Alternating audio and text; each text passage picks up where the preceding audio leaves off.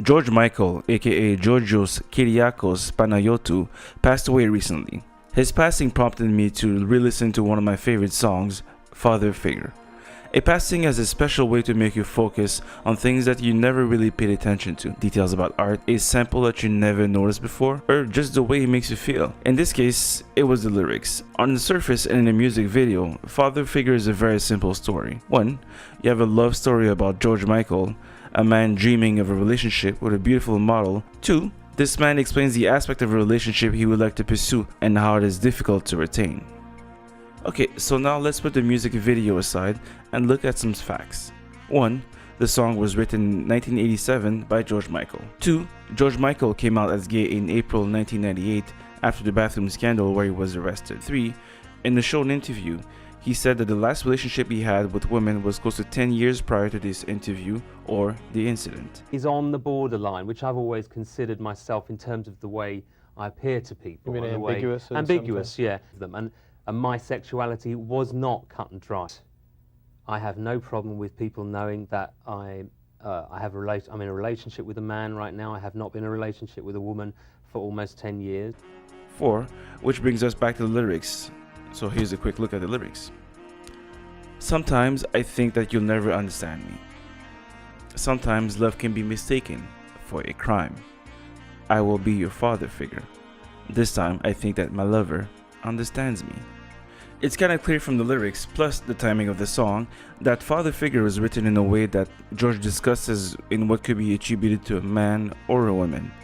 Push this rationale even further, it discusses the shift from a man that is pursuing a new kind of love, if you want to go that route. But this was quite easy to see and it didn't really need much in-depth review or analysis, though I wanted to bring to your attention something else. Is the ambiguity of that song is what makes it good?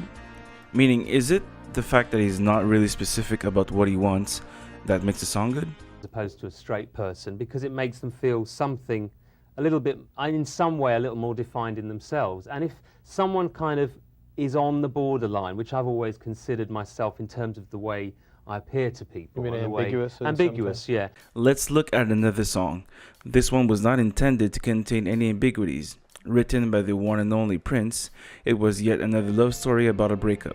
A brand new face in the music industry, Irish singer Sinead O'Connor, sang a song in 1993 that became an instant hit. In the emotional video, a tight shot of Sinead saw her shedding a few tears. We later discovered that those tears were meant for her mother that passed away in a car accident. So how did that song went from a breakup to discussing death? We have to ask Prince, but like Mr. Michael, he passed away.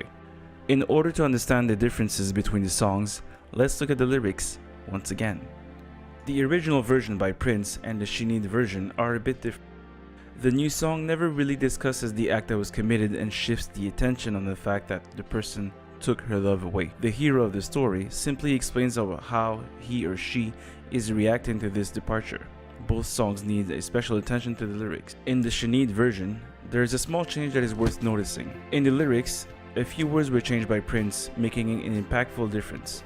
In the Prince version, the word baby is replaced by mama. It's difficult to understand the correct meaning of mama here since Prince is in America. Mama or ma can take a different interpretation depending on who you're asking. Cameron, a famous rapper from the early 2000s, uses ma as a replacement for girl. In more recent music, Nicki Minaj refers herself as mama. In Prince's Sweet Baby from the album O parenthesis plus symbol whatever, baby is also referred as a girl, though in a slightly more compassionate and tender way, kind of like a sister. Hence all the ambiguity around the song that he wrote for Sinead O'Connor. But given the music video and the context around the impactful Sinead tear, it's fair to say that this song can be interpreted in a variety of manners, depending on who's listening to it and how you want to feel about it. But let the music rest aside for a minute and let's take a look at why these pieces are so interesting.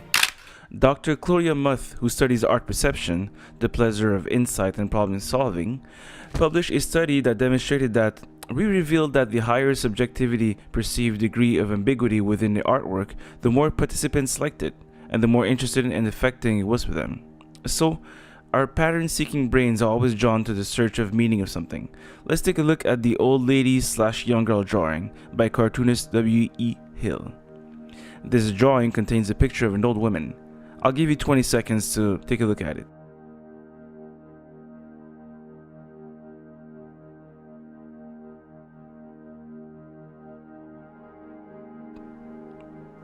Still can't see it?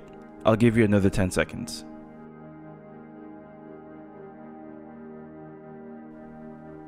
Okay, so here is the answer. You just have to really change your perception. It took me like a while to figure it out. So while you were looking at the picture, your brain was probably working overtime to figure out where is the old lady.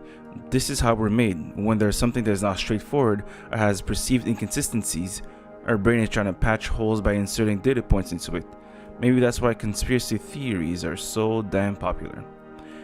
Other art forms also made interesting using ambiguity. Video games. Okay, so for the next segment, I don't want to get involved into the whole argument if video games is art or not. The ID channel has a great video on it, and I don't want to beat that horse more than it already has, so please watch. Let's take a look at one of my favorite games ever, Bloodborne. Bloodborne is a fantastic game and probably one of the best made on the PS4. The environment, the graphics, the stage design, the sound, and the quick but punishing fighting is just so enthralling. I can't explain how this game changed everything for me. If you have a PS4 and you have the time, you should definitely give it a try. Oh, and try to pass the first enemy. It's just punishing, but it's worth it. The story. It's cryptic at best. You first start the game and nothing much is told to you. You know you're not a towner, you're not from here, and you just sign a contract. Then some events happen, again very cryptic, and you have to deal with universe crashing events, like humongous. But the series doesn't have a character telling you anything, like anything at all. In the series, there are 4 characters that you speak to in order to progress. So Bloodborne takes a large distance where you had a typical character giving you the entire plot in 5 seconds, directions, hey, and a few items to boot. The ring cannot be destroyed, Gimli, son of Gloin, by any craft that we here possess. The ring was made in the fires of Mount Doom. Only there can it be unmade. It must be taken deep into Mordor and cast back into the fiery chasm from whence it came. Here are the mandatory characters. You get introduced to the Blood Minister. Yharnam is the home of blood ministration. Then you first meet a character named Gurnam, then a doll, and there's Gilbert, which you only speak through a window, but you don't actually see him. And Mansus, who's actually trying to kill you. That's pretty much it. And the rest of the game can be pretty much done without speaking to any other character. To top it off, the game gives you cryptic little messages carefully hidden, like, seek the pale blood. What does that mean? If you do a quick search on Bloodborne lore on Reddit, let's say, you'll find 879 pages of threads. There's even a guy that wrote an entire book and revised it of 90 pages on the Bloodborne lore. That's how much in-depth the analysis of every single clue is presented. It's a magnificent world. Again, give it a shot. And progressing through the story made me hungry for more, like so hungry. I watched tons of videos on YouTube. I read so many pages of the Bloodborne wiki. I even finished 10 additional levels. I just became completely obsessed. But other than a fast and punishing gameplay, it's a story that makes everything great.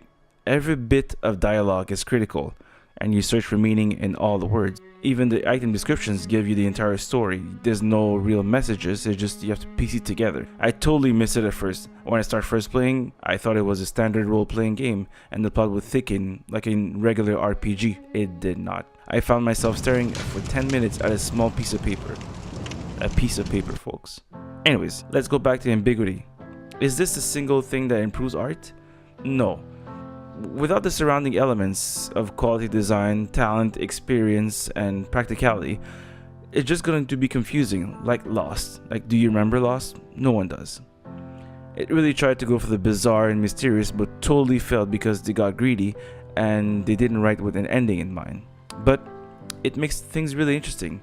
Playing with our lizard brain is fun, and our need to solve an issue or something that does not make sense is just mind porn. We get obsessed. It occupies brain space and makes life much more interesting while it lasts. A few honorable mentions though, if you want to look into something really cool, Blame. It's a manga or Japanese comic. It's eerie, silent, and dark. It's coming out on Netflix in 2017 on top of it. So if you didn't read the manga, go and grab it. It's a short read and it's also fantastic. Thanks for watching. There's another video coming up soon. This time, it might get political, but in a good way. Cheers and good luck.